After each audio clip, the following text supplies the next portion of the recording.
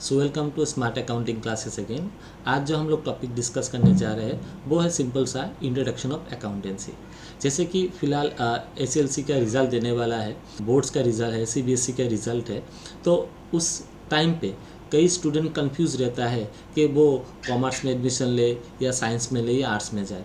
Basically मेरे experience से हम 80% स्टूडेंट को ऐसे सोचते हुए देखा है, अगर वो अच्छा मार्क्स लेता है वो साइंस में जाएगा, उससे कम मार्क्स लेने से वो कॉमर्स में जाएगा, उससे कम मार्क्स लेने से वो आर्ट्स में एडमिशन लेगा। लेकिन आपका selection of the stream is not depend upon the marks what ever you secured in SLC examination. वैसा नहीं है। अगर आपका कोई एम्बिशन है कि फ्यूचर में जाके आप टैक्स कंसल्टेंट बनना चाहते हैं, फ्यूचर में जाके आप एमबीए इन अकाउंटिंग करना चाहते हैं, फ्यूचर में आप सीए होना चाहते हैं, फ्यूचर में आप सीए पढ़ना चाहते हैं, फ्यूचर में आप आईसीडब्ल्यू करना चाहते हैं, तब आपको कॉमर्स चाहिए। अगर आप फ्यूचर में इंजीनियर होते हैं, डॉक्टर होते हैं, then you should go to the science stream. अगर आपको कोई भी ऐसा स्टूडेंट है जो फ्यूचर में उसको सिविल के लिए अपेयर करना है, आईएएस के लिए जाना चाहते हैं, आईपीएस के लिए जाना चाहते हैं, तो वो लोग आर्ट्स स्ट्रीम लेके अच्छे से उस लाइन में अच्छे से वो लोग प्रिपेयर कर सकते हैं। क्योंकि सिविल यूपीएससी हो या हम लोग का जो बोर्ड है, आसाम का जो बोर्ड है एपीएससी हो, तो उसमें आपका political science, history, basically they need this type of subject to appear this type of to crack the examination like that. लेकिन selection of the stream is not depend upon the marks whatever you secured और what you are going to secure in your SLC examination. तो फिलहाल ये video specially दो students के लिए है जो सोचते हैं कि कॉमर्स बहुत टफ है। ऐसा एकदम भी नहीं है। कॉमर्स बोलने के साथ साथ अगर whenever we talk about the commerce, the very end the first and foremost subject comes to our mind, that is the accountancy. तो पहले आज हम लोग डिस्कस करेंगे अकाउंटेंसी क्या है। देखिए, अकाउंटेंसी अगर सीखना होता है तो आपको स्टेप बाय स्टेप जाना है। ऐसा भी स्टूडेंट है जो ग्रेजुएशन तक कंप्लीट कर लिया, लेकिन आज भी उसको अगर एक सिंपल सा जर्नल एंट्री भी दो तो वो सोचते हैं बार बार कि ये जर्नल एंट्री कैसे होगा। क्योंकि जर्नल एंट्री बाय हार्ट करके मतलब उसको रट्टा मार के आप कभी भी कोई भी जर्नल एंट्री याद नहीं कर सकते। क्योंकि इतना सारा ट्रांजैक्शन होता है कोई भी बिजनेस ऑर्गेनाइजेशन में, क्या एक बुक में उतना सारा ट्रांजैक्शन कवर करना पॉसिबल है? नहीं। तो वो सब जो रियलिटी में जो ट्रांजैक्शंस होता है, रियलिटी में जो इंसिडेंट होता है, रियलिटी में जो इवेंट्स होता है, वो इवेंट्स को कैसे हम लोग रिकॉर्ड करें, वो प्रोसेस क्या है, वो अगर प्रोसेस आपको मालूम है तो आप इजीली कोई भी ट्रांजैक्शन को इजीली आप लोग रिकॉर्ड कर सकते हैं। सो आज हम लोग जो टॉपिक डिस्कस हैं वो है आपका अकाउंटेंसी के ऊपर। तो पहला तो बात है कि अकाउंटेंसी का मतलब क्या होता है, अकाउंटेंसी हम लोग कैसे किस लिए लेते हैं और अकाउंटेंसी सब्जेक्ट का मेन थीम क्या है। तो अकाउंटेंसी देखिए, अकाउंटेंसी हम लोग को सिखाता है systematic recording of the business transaction.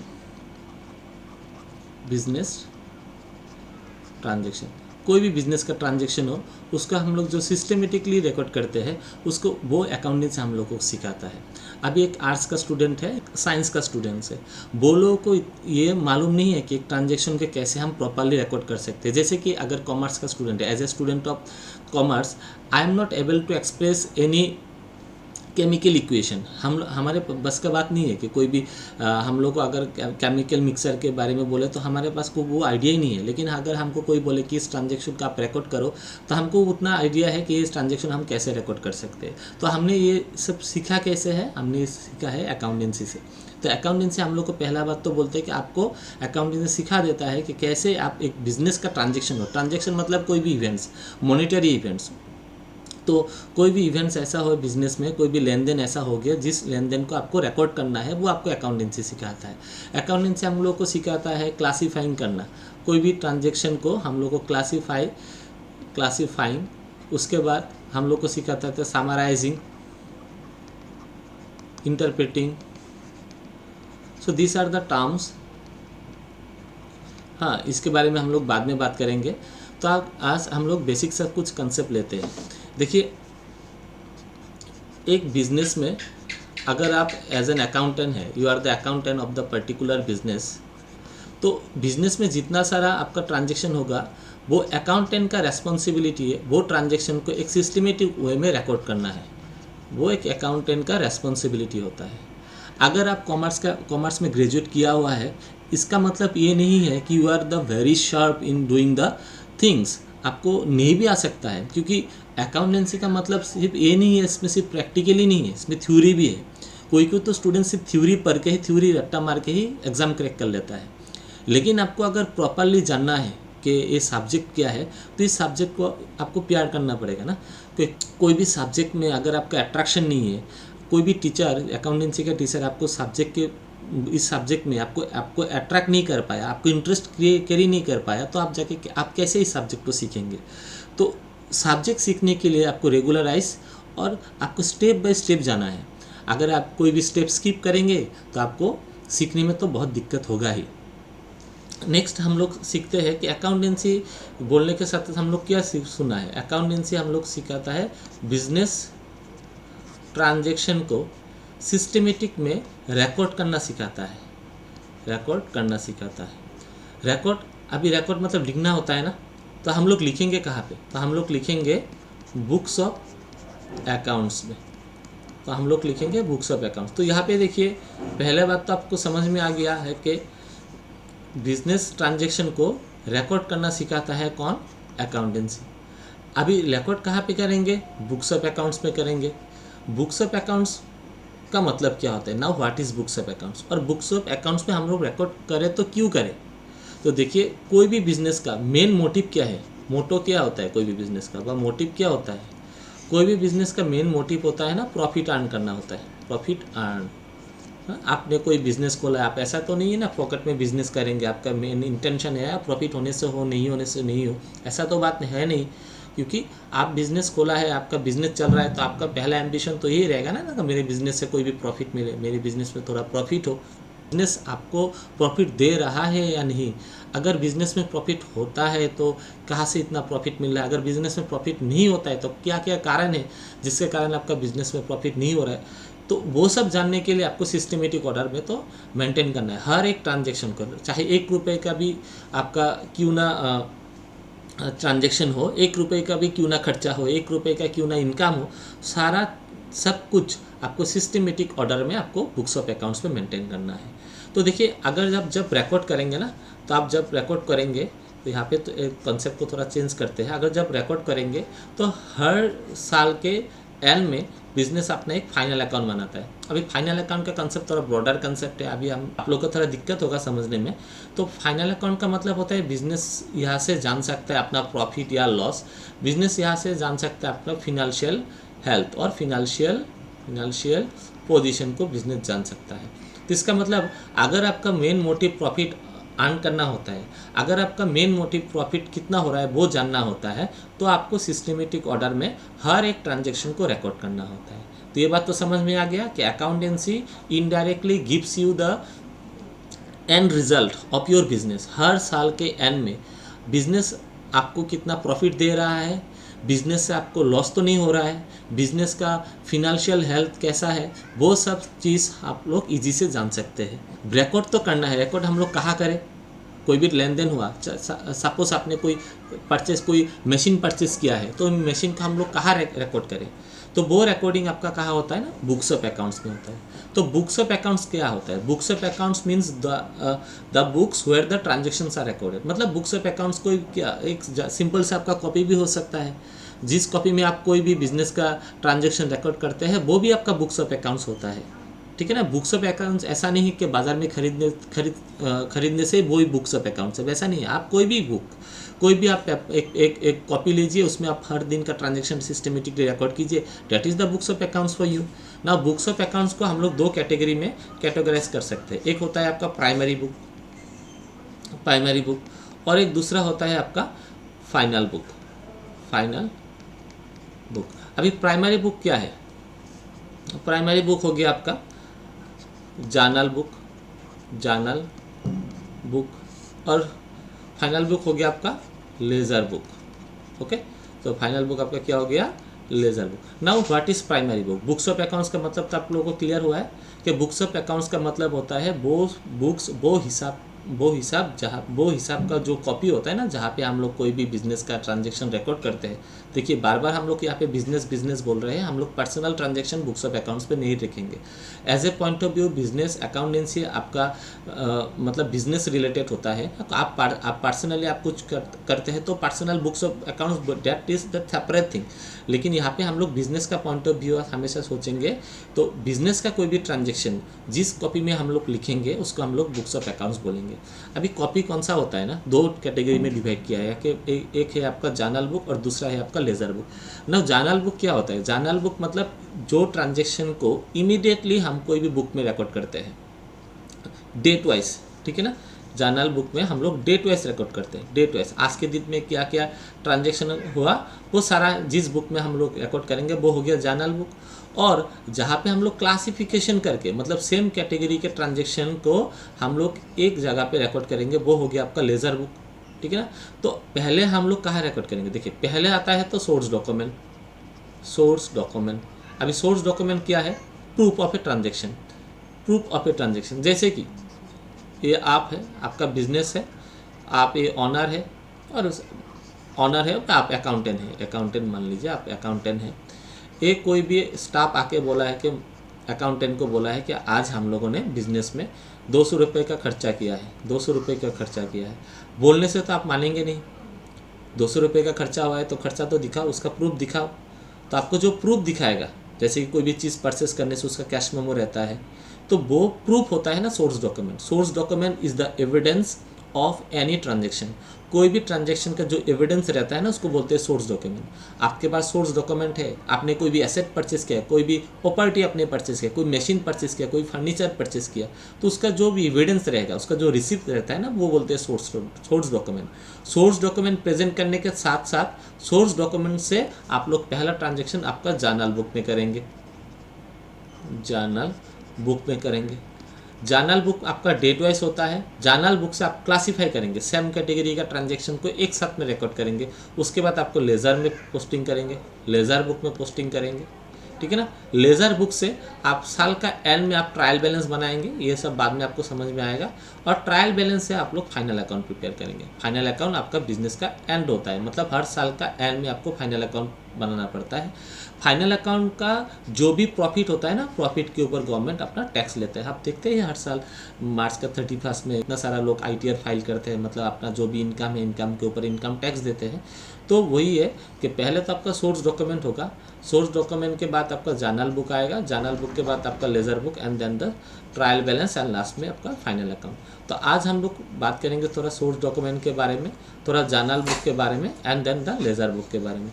तो पहले तो source document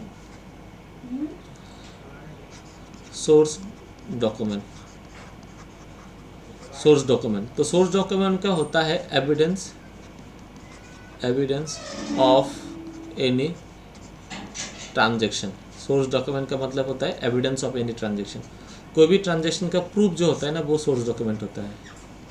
proof of any transaction, कोई भी ट्रांजैक्शन का प्रूफ हो गया, that is the source document, ठीक है। तो सोर्स डॉक्यूमेंट के बाद हम लोग रिकॉर्ड कहाँ पे करते हैं? जर्नल बुक में करते हैं। जर्नल बुक, तो जर्नल बुक में हम लोग करते हैं। तो जर्नल बुक मतलब क्या है? डेली बुक, जहाँ पे हम लोग हर ट्रांजैक्शन को डेट वाइज रिकॉर्ड करते हैं।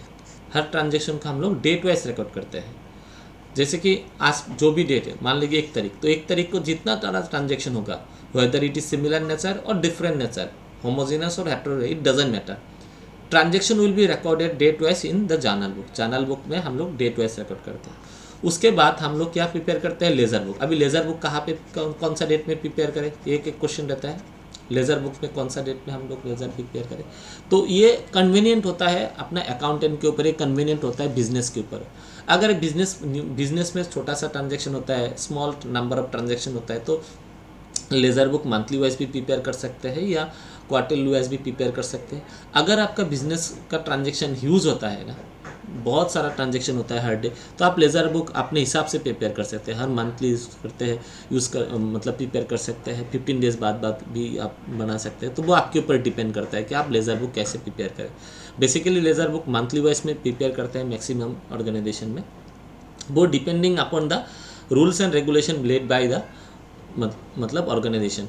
उसके बाद हम लोग लेजर बुक देख के आपका ट्रायल बैलेंस बनाते हैं। Now the question will arise, trial balance हम लोग कब बनाए? ट्रायल बैलेंस हमेशा साल के एंड में, at the end of year, हर साल के एंड में हम लोग ट्रायल बैलेंस प्रिपेयर करते हैं। और ट्रायल बैलेंस प्रिपेयर करने के बाद ही हम लोग क्या प्रिपेयर करते हैं? Final account. तो फाइनल अकाउंट प्रिपेयर करते हैं हम लोग साल के एंड में। नाउ जर्नल बुक देखिए, जर्नल बुक में हम लोग जो भी ट्रांजैक्शन रिकॉर्ड करते हैं वो हम लोग कैसे रिकॉर्ड करते हैं?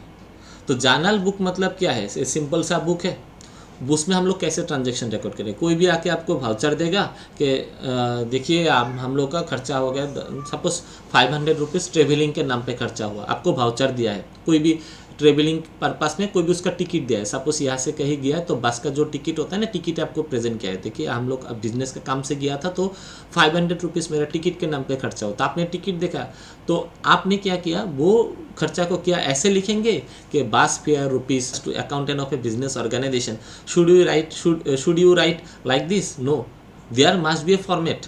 हाँ, जर्नल बुक में लिखने का एक पैटर्न होता है, हम लोग कैसे लिखेंगे? तो जिस पैटर्न में हम लोग कोई भी ट्रांजैक्शन को जर्नल बुक में लिखते हैं उसको हम लोग बोलते हैं जर्नल एंट्रीज। Journal entries. तो जर्नल बुक में हम लोग जिस पैटर्न में लिखते हैं, जिस मेथड्स में लिखते हैं, जिस टेक्निक्स में लिखते हैं उसको हम लोग बोलते हैं जर्नल एंट्रीज। देखिए एक हमने क्या बोला, बस फेयर रुपीज़ 500, ठीक है ना?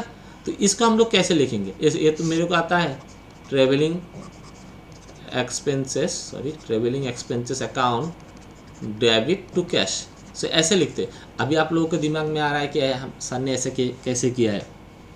तो ये जो जर्नल एंट्रीज करने का पैटर्न होता है, ये जो जर्नल एंट्री मैंने किया है, इसके पीछे बहुत सारा चीज़ आपको जानना है।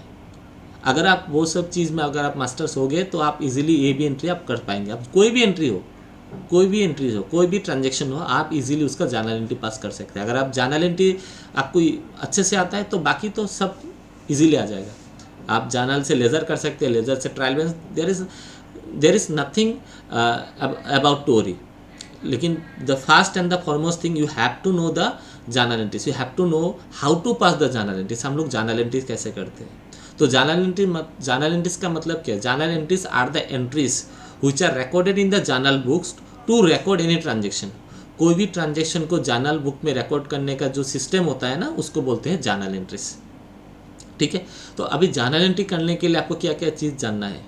जर्नल एंट्री करने के लिए आपको कौन सा चीज़ में मतलब कौन सा चीज़ आपके लिए वेरी वेरी इंपॉर्टेंट है, कौन सा चीज़ नहीं जानने से आप कोई भी जर्नल एंट्री जान नहीं पाएंगे। तो जर्नल एंट्री करने के लिए आपको पहला तो चीज़ है कंसेप्ट ऑफ अकाउंट। आपका है अकाउंट्स हेड्स,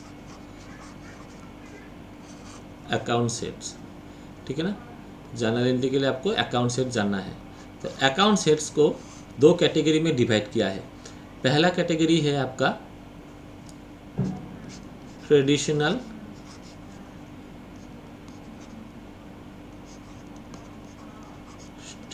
अप्रोच, उसका हम लोग बोलते हैं English approach. And then modern approach, उसको बोलते हैं अमेरिकन अप्रोच, ठीक है? तो आपको पहला है ट्रेडिशनल अप्रोच, उसके बाद है आपका मॉडर्न अप्रोच, ठीक है? तो देखिए ट्रेडिशनल अप्रोच, कोई इंस्टीट्यूट एक अप्रोच पढ़ाता है, कोई इंस्टीट्यूट दो अप्रोच पढ़ाता है, कोई मॉडर्न अप्रोच को फॉलो करता है, कोई इंग्लिश अप्रोच को फॉलो करता है। लेकिन आपको दोनों अप्रोच जानना है। आप एसेस दोनों में से कोई भी मेथड फॉलो करके आप एसेस क्लियर कर सकते हैं। उसके बाद अगर आपने सीए करने के लिए कोई दूसरा जगह पे गया, आपको क्या पता कि वो टीचर कौन सा मेथड फॉलो करेगा? तो इसलिए जानना तो आपको दोनों मेथड ही है। मतलब आपको इंग्लिश अप्रोच भी जानना है, आपको अमेरिकन अप्रोच भी जानना है। तो हम लोग पहले आज बात करते हैं मॉडर्न अप्रोच को, इंग्लिश अप्रोच को। तो इंग्लिश अप्रोच में अकाउंट सेट को 3 कैटेगरी में डिवाइड किया है। एक हो गया आपका personal account,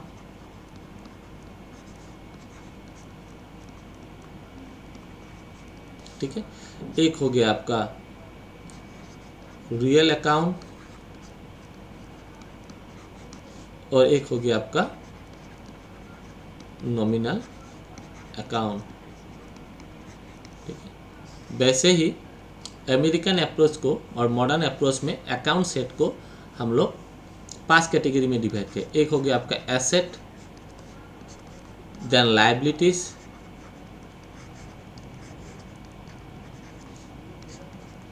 then expenses, then revenue and then capital. Okay, तो ये हम लोग का क्लासिफिकेशन है। यहाँ पे जो हम लोग बार बार बोल रहे हैं ना अकाउंट्स हेड, तो मेरे हिसाब से आपको थोड़ा डाउट हो सकता है कि सर बार बार अकाउंट सेट बोल रहे थे, अकाउंट सेट का मतलब क्या है। अकाउंट सेट का मतलब है दुनिया में जितना सारा ट्रांजैक्शन होता है, जितना सारा आइटम्स होता है ना, वो इन तीनों में से, इन दोनों में से कोई भी अकाउंट सेट के अंदर आता है। जैसे कि सैलरी, जैसे कि मैंने जस्ट पहले किया ट्रेवलिंग एक्सपेंसेस, तो ट्रेवलिंग एक्सपेंसेस इन 5 में से किसी के अंदर तो आएगा, नहीं तो इन तीनों में से किसी के अंदर आएगा। मैंने क्या बोला, ट्रेवलिंग एक्सपेंसेस का अकाउंट हेड अगर आप मॉडर्न अप्रोच फॉलो करते हैं तो 5 में से एक के अंदर वो ट्रेवलिंग एक्सपेंसेस आता है। अगर आप मानिए कि आप मॉडर्न अप्रोच फॉलो नहीं करते, आप ट्रेडिशनल फॉलो करते हैं, तो ट्रेडिशनल में आपका अकाउंट सेट 3 निकल गया, पर्सनल, रियल और नॉमिनल। तो ये ट्रेवलिंग एक्सपेंसेस हो, सैलरी हो, रेंट हो, कमीशन हो, कैपिटल हो, कोई भी चीज़, car, building, machinery, all the things come under the category of this 3 account head. कोई भी तीनों में से कोई भी अकाउंट हेड के अंदर आता है, तो इसको बोलते हैं अकाउंट हेड। मतलब इस अकाउंट का मेन हेड कौन सा है, ये मेन है। 3 हेड है। कौन सा कॉन्सेप्ट के अंदर, ट्रेडिशनल के अंदर 3 हेड है, पर्सनल, रियल, नॉमिनल, ठीक है ना। और मॉडर्न के अंदर आपका 5 हेड है, asset, liabilities, expenses, revenue and the capital. तो ये जो सैलरी है ना, अगर इन 5 में से किसी एक के अंदर आएगा। ये जो ट्रेवलिंग एक्सपेंसेस है ना, ये 5 में से किसी एक के अंदर आएगा। अगर मान लीजिए आप मॉडर्न फॉलो नहीं कर रहे, तो ये जो सैलरी है भी ये तीनों में से किसी के अंदर आएगा, और ये ट्रेवलिंग एक्सपेंसेस भी इस तीनों में से किसी एक के अंदर आएगा। तो आपको पता कैसे चलेगा कि कौन सा आइटम किसके अंदर आता है। तो आज हम लोग डिस्कशन उसी के ऊपर करते हैं एक बार फिर। पहले हम लोग लिखते हैं पर्सनल अकाउंट। पर्सनल अकाउंट, जब भी हम लोग पर्सनल अकाउंट बोलते हैं तो पर्सनल अकाउंट को 3 कैटेगरी में डिवाइड किया है। तो पहला बात होता है नेचुरल पर्सन, नेचुरल पर्सन और नॉमिनल पर्सन, ठीक है।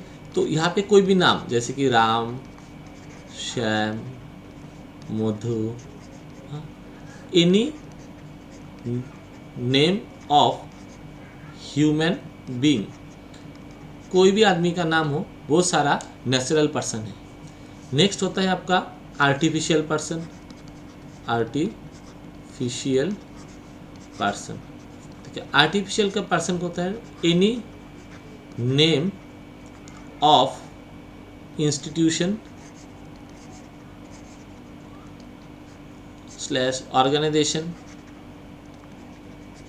Slash company etcetera. कोई भी इंस्टीट्यूशन का नाम हो, कोई भी कॉलेज का नाम, हॉस्पिटल का नाम, बैंक का नाम, कोई भी कंपनी का नाम हो, रिलायंस हो, टाटा हो, वो सारा आर्टिफिशियल पर्सन है। आर्टिफिशियल पर्सन का मतलब होता है जो ऑर्गेनाइजेशन ह्यूमन बीइंग के द्वारा बनाया गया है। कोई भी ऑर्गेनाइजेशन वो क्रिएटेड बाय द लॉ, आइन कोई भी लॉ से बनाया गया है, वो सारा आर्टिफिशियल पर्सन है। जैसे कि रिलायंस एक कंपनी है, तो रिलायंस एज ए कंपनी, इसका एक खुद का नाम है, लेकिन रिलायंस तो ह्यूमन बीइंग नहीं है ना। रिलायंस ह्यूमन, हाँ मुकेश अंबानी ह्यूमन बीइंग है, तो मुकेश अंबानी नाम बोलने साथ साथ वो नेचुरल पर्सन है। अगर यहाँ पे रिलायंस कंपनी का नाम बोलते हैं तो रिलायंस कंपनी का आदमी नहीं है, रिलायंस कंपनी को बनाया गया है एक आदमी के द्वारा, तो वो रिलायंस कंपनी होगा आर्टिफिशियल पर्सन, वो भी आएगा आपका पर्सनल अकाउंट के हेड में। नेक्स्ट होता है आपका रिप्रेजेंटेटिव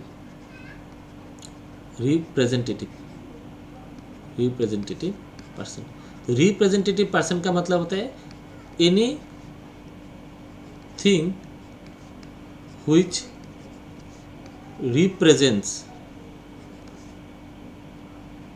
एनी अदर, कोई भी चीज़ किसी दूसरे को रिप्रेजेंट कर रहा है, कोई भी चीज़ किसी दूसरे को रिप्रेजेंट कर रहा है, जैसे कि कैपिटल। कैपिटल, अभी बिजनेस में कैपिटल कौन डालता है? आप जब बिजनेस में पैसा डालेंगे, आप जब बिजनेस पैसे इन्वेस्ट करेंगे, तो उस पैसे, अगर आप बिजनेस को ऑनर है तो आपका पैसे को क्या बोला जाएगा? कैपिटल बोला जाएगा। तो कैपिटल ऑनर को रिप्रेजेंट कर रहा है, तो कैपिटल आपका रिप्रेजेंटेटिव अकाउंट है, ठीक है ना। जैसे कि ड्रॉइंग्स, आपने बिजनेस से पैसा उठाया, तो जैसे कि बिजनेस से आप जब पैसा उठाते हैं, मतलब मालिक जब बिजनेस से पैसा उठाता है तो उसको ड्राइंग्स बोला जाता है। होम कोई डोमेस्टिक पर्पस के लिए अगर मालिक बिजनेस से पैसा उठाते हैं तो उसको ड्राइंग्स बोला जाता है। ड्राइंग्स बोलने के साथ साथ क्या रिप्रेजेंट कर रहा है कि drawings represents that the owner withdraws the money from the business for his personal use. तो ड्राइंग्स रिप्रेजेंट कर रहा है कि मालिक बिजनेस में क्या कर रहा है, मालिक बिजनेस में पैसा विड्रॉ कर रहा है, बिजनेस से पैसा विड्रॉ कर रहा है, तो वो रिप्रेजेंटेटिव अकाउंट के अंदर आता है। तो यहाँ पे हम लोग तीन सीखा है।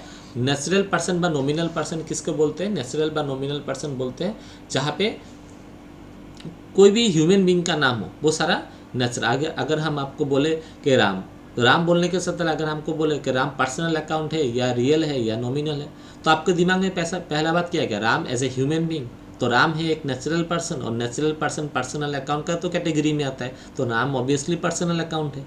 अगर आपको हम बोलते हैं टाटा कंपनी, तो टाटा कंपनी बोलने के साथ साथ आपका ब्रेन में पहला स्ट्राइक क्या करेगा? Tata company is created by Ratan Tata, no, Jamshedji Tata. तो टाटा कंपनी बोलने के साथ एक कंपनी है जो आदमी के द्वारा बनाया गया है, तो ये तो आर्टिफिशियल पर्सन हो गया। हाँ, ये तो कोई आदमी नहीं है, तो ये आदमी के द्वारा बनाया गया है, तो ये आर्टिफिशियल पर्सन है। तो टाटा कंपनी आपका आर्टिफिशियल पर्सन है, तो पर्सनल कंपनी के पर्सनल अकाउंट के अंदर आता है।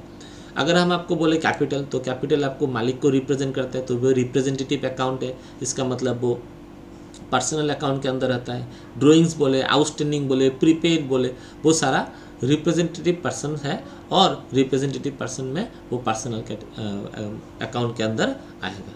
नेक्स्ट कंसेप्ट आता है आपका रियल अकाउंट।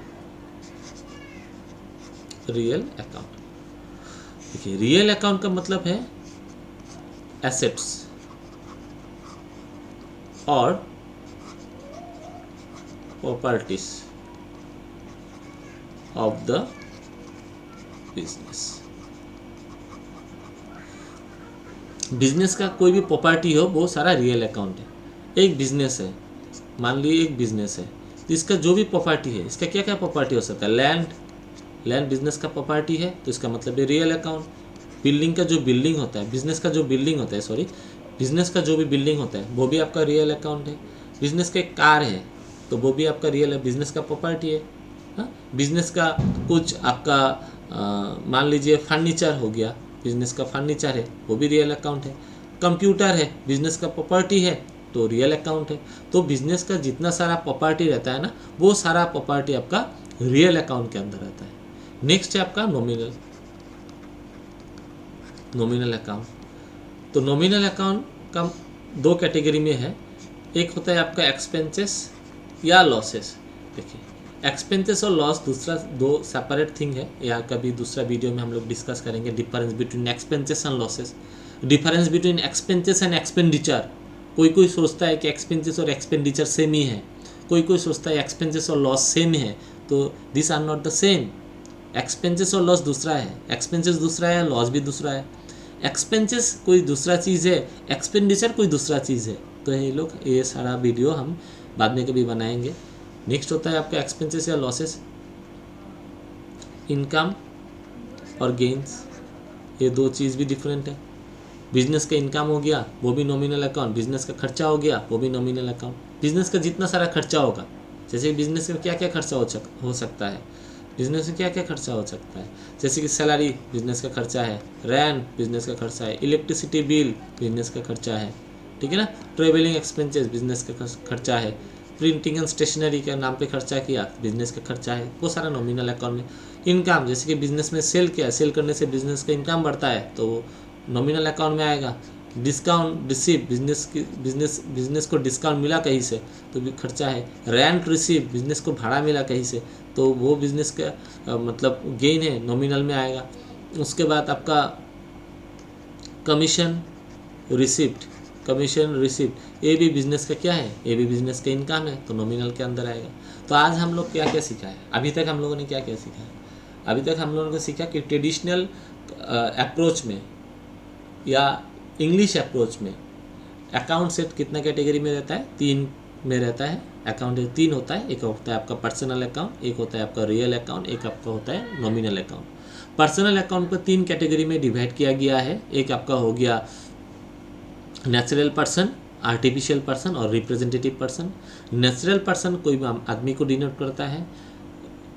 उसके बाद आपका आर्टिफिशियल पर्सन आदमी द्वारा बनाया गया कोई भी ऑर्गेनाइजेशन, इंस्टीट्यूशन, हाँ, कोई भी कंपनी, ये सब कोई भी बिजनेस का नाम, कोई भी फार्म का नाम, ये सब आर्टिफिशियल पर्सन है।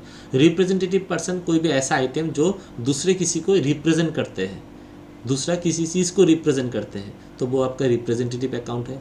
रियल अकाउंट आपका बिजनेस का जितना सारा प्रॉपर्टी है वो सारा प्रॉपर्टी आपका रियल अकाउंट है। और नॉमिनल में बिजनेस का जितना सारा लॉस है या खर्चा है, एक्सपेंसेस है, वो सारा नॉमिनल अकाउंट है। या बिजनेस का जितना सारा इनकम है या प्रॉफिट है वो सारा भी आपका नॉमिनल अकाउंट में है।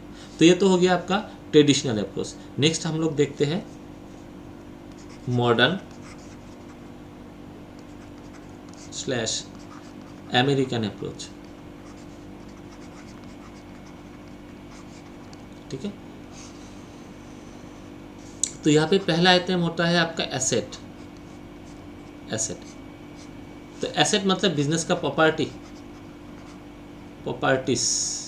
ठीक है ना, ऑफ द बिजनेस। बिजनेस का जितना सारा प्रॉपर्टी है वो बिजनेस का एसेट है। या अमाउंट रिसीवेबल, देखिए अमाउंट रिसीवेबल, ठीक है, ये 2 चीज़ ध्यान से देखिए। कार, बिजनेस का एक गाड़ी है तो बिजनेस का वो एसेट है तो एसेट के अंदर आएगा। बिल्डिंग बिजनेस के अंदर आएगा। फर्नीचर एसेट के अंदर आएगा। बिल्डिंग आपका एसेट के अंदर आएगा। लेकिन यहाँ पे मैंने कुछ लिखा है अमाउंट रिसीवेबल। इसका मतलब क्या होता है अमाउंट रिसीवेबल? मान लीजिए ये एक आपका कस्टमर है, ए नाम का एक कस्टमर है। बिजनेस ने इस कस्टमर को क्रेडिट में कोई सामान बिक्री किया था, कोई सामान सेल किया था क्रेडिट में, ठीक है ना। बाकी में कोई सामान बिजनेस इस कस्टमर को सेल किया था। अभी बिजनेस क्या है, इससे पैसा पाने वाला है ना, बिजनेस को इससे पैसा मिलने वाला है फ्यूचर में जाके। तो बिजनेस अगर किसी चीज़ कोई भी पर्सन से या कोई भी इंस्टीट्यूशन से बिजनेस को अगर पैसा मिले तो वो इंस्टीट्यूशन और वो पर्सन बिजनेस का क्या हो जाता है, बिजनेस का एसेट हो जाता है। तो ये पर्सन बिजनेस का एसेट है अभी, क्योंकि बिजनेस इससे फ्यूचर में पैसा पाएगा, मतलब बिजनेस को फ्यूचर में इससे पैसा मिलने वाला है ना। तो ये बिजनेस के कस्टमर हो गया। तो customer is a treated customer या डेटर। अभी यहाँ पे हमने डेटर लिखा है। डेटर का मतलब होता है क्रेडिट कस्टमर। कोई भी आदमी को अगर हम लोग बाकी में सामान बिक्री करते हैं तो वो कस्टमर हम लोग का डेटर कहलाता है। तो debtor is an asset for the business, ठीक है ना। तो यहाँ पे 2 चीज़, बिजनेस का कोई प्रॉपर्टी है तो बिजनेस का वो एसेट है, या बिजनेस अगर कहीं से बिजनेस को कहीं से पैसा मिलने वाला है तो वो बिजनेस का एसेट है। नेक्स्ट कंसेप्ट है आपका लायबिलिटी।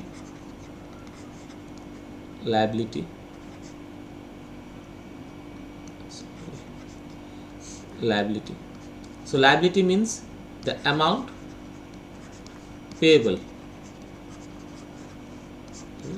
liable और liable to pay। मतलब बिजनेस अगर कहीं किसी को पैसा देने वाला है, अभी क्या होगा, अभी इसका एक और एक दूसरा एग्जांपल। तो यहाँ पे बिजनेस है और ये पर्सन बी है। पर्सन बी ने बिजनेस को एक बार सामान बेचा था क्रेडिट में, मतलब बिजनेस इससे सामान खरीदा था। तो बिजनेस फ्यूचर में इस आदमी को क्या देगा, पैसा देगा, पैसा देने वाला है ना बिजनेस इसको। तो इसको बोलते हैं लायबिलिटी। तो इसको कहता है क्रेडिटर। क्रेडिटर मतलब जो आदमी और जो ऑर्गेनाइजेशन बिजनेस को बाकी में सामान सेल करते हैं, जहाँ से बिजनेस बाकी में सामान खरीदते हैं। द पर्सन और the institution where from the business purchase the goods और एनीथिंग ऑन क्रेडिट, तो वो क्रेडिटर कहलाता है। जैसे कि बैंक लोन, बिजनेस बैंक से लोन लिया था, तो फ्यूचर में बिजनेस बैंक को वो लोन रिटर्न करना है, तो business is liable to repay the loan at a future period of time, so bank loan will be treated as a liability for the business। तो या समझ में आया? पैसा अगर मिलने वाला होता है बिजनेस को, that is the asset। पैसा अगर देने वाला होता है बिजनेस को, तो वो हो गया आपका liability। Next, expenses. एक्सपेंसेस का मतलब होता है खर्चा। एक्सपेंसेस का मतलब होता है खर्चा। रेगुलर बिजनेस में regular money spent for running the business। Business daily चलाने के लिए जितना सारा खर्चा करना पड़ता है वो एक्सपेंसेस है। जैसे कि सैलरी, जैसे कि रेंट, जैसे कि इलेक्ट्रिसिटी बिल, तो ये सारा बिजनेस का क्या हो गया? खर्चा हो गया। जैसे कि परचेस, कोई भी सामान खरीदा बिजनेस, तो ये बिजनेस का खर्चा है। नेक्स्ट है रेवेन्यू। रेवेन्यू मतलब इनकम। बिजनेस का जितना सारा इनकम होता है, सेल करने से इनकम होता है, तो ये रेवेन्यू हो गया। उसके बाद कमीशन, कहीं से कमीशन रिसीव हुआ, बिजनेस को कमीशन मिला, वो रेवेन्यू हो गया।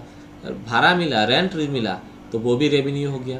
तो रेवेन्यू मतलब बिजनेस को अगर कहीं से पैसा मिलता है रेगुलर बेसिस में, वो रेवेन्यू है। या सेल ऑफ गुड्स, कोई भी सामान बिक्री करके जो पैसा मिलता है बिजनेस को, वो बिजनेस का रेवेन्यू है। और लास्ट में रहता है कैपिटल। लास्ट में रहता है आपका कैपिटल। कैपिटल मतलब the amount invested by the owner. Owner अगर मालिक, बिजनेस का मालिक, बिजनेस का ऑनर, ये हो गया बिजनेस का ऑनर। तो ऑनर बिजनेस में जितना सारा पैसा देगा, जितना सारा कैश देगा, बिजनेस में जितना सारा कैश ऑनर देगा, वो कैश को बिजनेस कैपिटल बोलते हैं। The money whatever given by the owner to the business, that money और that amount will be treated as a capital for the business. So आज के लिए इतना ही सफिशिएंट है। आज हम लोग क्या क्या सीखा है? आज हम लोग टॉपिक में डिस्कस किया है source document, books of account, journal book, laser book, ठीक है ना। जर्नल बुक में जिस प्रोसेस में हम लोग एंट्रीज को लिखते हैं उसको बोलते हैं जर्नल एंट्रीज। जर्नल एंट्रीज कैसे करना होता है, उसके लिए हम लोग को मेन चीज़ जो है ये अकाउंट शीट्स को जानना ज़रूरी है। So account sheet should be known. तो अकाउंट सेट को दो कैटेगरी में डिवाइड किया है, एक ट्रेडिशनल अप्रोच में, और ये ट्रेडिशनल अप्रोच को इंग्लिश अप्रोच भी बोला जाता है, और मॉडर्न अप्रोच को अमेरिकन अप्रोच बोला जाता है। ट्रेडिशनल अप्रोच में आपका 3 अकाउंट है, मॉडर्न अप्रोच में आपका 5 अकाउंट है। कौन सा पर्सनल अकाउंट क्या है, रियल अकाउंट क्या है, नॉमिनल क्या है, यहाँ पे एसेट क्या है, लायबिलिटीज़ क्या है, एक्सपेंसेस, रेवेन्यू और कैपिटल क्या है। तो नेक्स्ट क्लास में हम लोग सीखेंगे क्या क्या रूल्स यहाँ पे हम लोग अप्लाई करते हैं, the rules of debit and credit in traditional approach and the modern approach, ये सीखेंगे हम लोग। तो आज के लिए इतना ही। अगर आपको वीडियो अच्छा लगा है तो इसको लाइक, शेयर और चैनल को सब्सक्राइब कीजिए। Thank you.